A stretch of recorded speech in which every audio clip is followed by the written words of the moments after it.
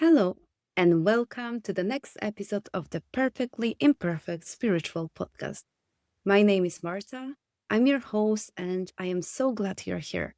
Before we begin, take a breath. There's nothing you need to do to be ready for this. Just settle in and let yourself land. Today, I want to talk about self trust, about why so many capable, intelligent women quietly stop trusting themselves and what the way back actually looks like. I want to talk about a pattern. I see it in nearly every woman who comes to work with me privately. It doesn't look the same in any two of them. They are in different chapters of their lives, in different bodies, in different countries, in different professions. But underneath the surface of what they are coming to me for, there is almost always the same quiet wound. They have stopped trusting themselves, not in the loud, dramatic way. They are not paralyzed. They are running their lives, they are running their businesses, their households, their teams, their families. So from the outside, they look like the most reliable women you could meet because they are. They are deeply capable, they are competent, they are the women everyone else relies on when things get difficult.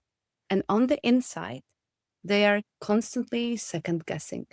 They are editing what they want to say before they say it. They're checking before they trust their own perception, whether their perception would be considered reasonable by someone else.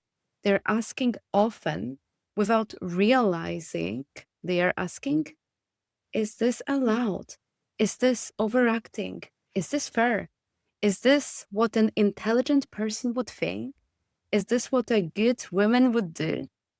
The smarter she is, the more sophisticated the second guessing. I want to talk honestly about why this happens because this conversation in the spiritual industry tends to oversimplify it. We are told to trust ourselves. We are told to listen to our intuition. We are told to stop people pleasing, as if any of us didn't already know we were doing it, as if the knowing was the thing missing. The knowing is not the thing missing. What is missing is the identity that can hold the knowing. And I want to start with my own version of it.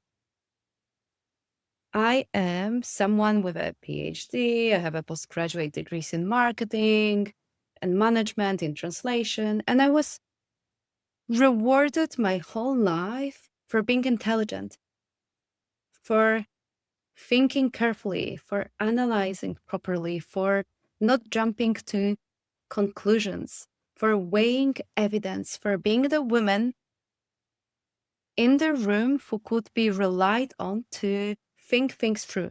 I learned very young that the kind of intelligence I was praised for was the kind that didn't feel. That is the bargain a lot of intelligent women make without noticing they're making it. You become known for your mind, and in becoming known for your mind, you quietly agree to demold everything else, your intuition, your body, the thing in you that knows without being able to prove it, the thing in you that gets a feeling about a person and is almost always correct, the thing in you that doesn't need a reason and is somehow always right. You demote it because no one will respect you for it. And then years later, when you find yourself standing inside a life that doesn't fit you anymore, or a marriage that hurts you, or a job that has hollowed you out, or a body that is finally refusing to keep going, you reach for the part of yourself that knew the whole time, and you find she's barely audible, not because she stopped, because you stopped listening. And I want to say something about my own life that I rarely say in this much detail. I lived for years in a marriage that was abusive. I'm not going to use this episode to tell that story in full, but I want to name one specific thing about it because it is the thing that returns to me when I sit with the woman I now work with. I knew. I knew before I married him. I knew on small evenings that should not have mattered. When something in my body went very quiet and very clear and said, not this. I knew the first time he spoke to me in a way that didn't feel right. I knew the first time I made an excuse for him to a friend. I knew and I overrode it. I didn't override it because I was stupid. I overrode it because I was very good at making sense of things. I could explain his behavior. I could contextualize it. I could find a reasonable interpretation. I could give him the benefit of the doubt that any intelligent, fair, careful woman should give a person she loved. I could think my way around what my body already knew. And by the time my body got loud enough that I couldn't think my way around it anymore, my body had to use panic attacks. I had to use the breakdown of my sleep. I had to use eventually a complete collapse. Because the soft signals had been overridden for so long that the only language left was the catastrophic one. I tell you this not because my story is unusual. I tell you this because it is incredibly common. The specific shape, of course, varies. The structure doesn't. A capable woman quietly stops trusting herself. She gets very good at making sense of what is hurting her. Her body protests, gently at first. She manages the protest. Her body protests more loudly. She manages the protest more skillfully. Her body eventually runs out of patience and breaks her open in a way she cannot manage. And then she comes to someone like me often and says, I've lost my intuition. She has not lost her intuition. Her intuition has been speaking the whole time. She has lost her trust in it. There's a difference. And the difference matters because the root back is different. If you have lost something, you can go and find it. If you have stopped trusting something, no amount of finding it will help. You can hear it again and again, and you will still override it because the override is not the hearing. The override is in the identity. This is the part that is so often skipped. A woman who identifies as intelligent, reasonable, fair, careful, considerate, kind, accommodating, the one everyone can rely on, cannot, by definition, easily honor what her intuition tells her. Because what her intuition tells her will often contradict all of those identities. Her intuition will tell her to leave when leaving will look unreasonable, to say no when saying no will look unkind, to stop accommodating when stopping accommodating will look selfish, to trust an unprovable feeling when she has built her life on proof. You cannot ask such a woman to trust herself more. You have to support her to become someone whose self-trust is consistent with her identity. And this is what the work of self-love is actually for. It is not, in my view, about affirmations. And don't get me wrong, I like affirmations and I love tapping into the feelings that they evoke. But it is not about feeling good about yourself. It is identity work. It is the slow construction of a self who is allowed to honor what she knows without first having to justify it. And I would love to offer you something practical here. If you recognize yourself in what I've said, here's the first signal that you have stopped listening to yourself.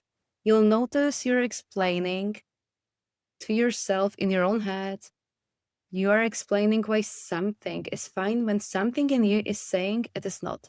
You're running the case for the defense. You're rehearsing what you would say if someone challenged you.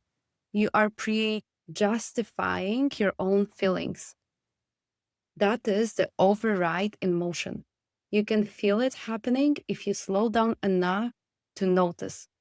You do not, at that moment, need to do anything dramatic.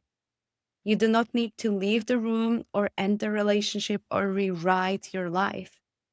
You only need to pause the explanation just for a moment and ask, what does my body know that I am currently talking myself out of?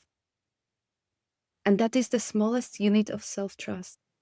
What does my body know that I'm currently talking myself out of? So, the smallest unit of self trust, it is not a leap, it is a noticing. And here is the thing about that noticing, it accumulates. The first time you do it, almost nothing will change in your circumstances. You'll simply have registered the override. The 10th time, you'll hesitate before you go through with the override. The 50th time, the override will start to feel strange in your body, like a coat that no longer fits. By the 100th time, you will be living differently, and you will not be able to name when the change happened. And that is what identity level work looks like. It is not loud. It doesn't look like transformation. It looks like a slow rearrangement of who you experience yourself to be. I want to say something about this month because I think it is relevant. We are in an energy right now of completion. The word harvest comes to my mind, of becoming clear about what you have outgrown. And the question that wants to be asked in a chapter like this is not what new things do I need to manifest? The question is, what am I willing to stop overriding? And there is almost an answer there will be always an answer that might surprise you. And in almost every intelligent woman I work with, there will always be one thing she has known for a long time and has been quietly explaining away. Not always a big thing, sometimes a quiet thing, a direction her work needs to take, a friendship that has run its course, a creative impulse she has been calling impractical. And a no, she keeps softening. A yes, she keeps postponing. And the work of self trust is not in the end to find your intuition. It is stop being the woman who needs to override it. That work happens at the level of identity. It happens slowly. It happens through the kind of attention that most of us were never taught to give ourselves. And it changes a life in a way that no strategy can. And what I learned watching this pattern in myself and in the women I work with is that you cannot will yourself into self-trust. You have to become the woman who is already trustable to herself. And this is what magnetic self-love is. It is not a confidence program. It is the slow rebuilding of identity from the inside so that she can trust the knowing in her body, so that herself is able to hold it without flinching.